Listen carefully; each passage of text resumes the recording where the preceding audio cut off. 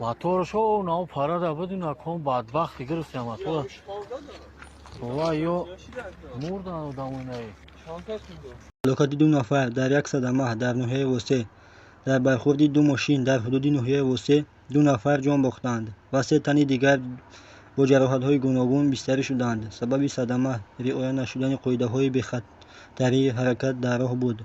25 آگوست سال 2023 تخمینا ساعت 23:50 وقتی محلی به قسم نوبتداری کمیته حالت‌های فوق‌العاده و مدافع گرجانی نزد حکومت جمهوری تاجیکستان خبر رسید که در حدود دهه هولوبوک ناحیه وسه صدمه نقلیاتی به قید گرفته شد.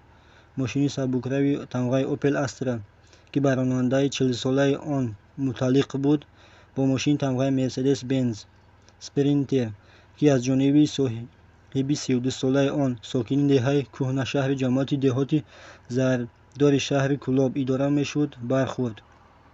بر اثر این صدمه 2 نفر راننده و مسافر ماشین اوپل استرا در جای حادثه به هلاکت رسیدند و 3 نفر با جراحت‌های گوناگون به بیمارستان ناحیه وسه انتقال داده شدند. برای راه‌اندازی کارهای صدمه‌روی و نجات به جای حادثه نجات دهندگان کمیته حالت‌های فوق‌العاده در منطقه کلاب فرستاده شدند.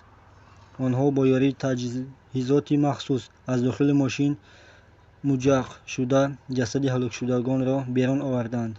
کمیته حالت‌های فوق‌العاده و مدافع گرجانی نزد حکومت جمهوری تاجیکستان یک بار دیگر به رانندگان مراجعت می‌کند که هنگام حرکت در راه قاعده‌های بی‌خطری را جداً رعایت کنند. بلند بودن سرعت حرکت همیشه به جان شما خطر دارد.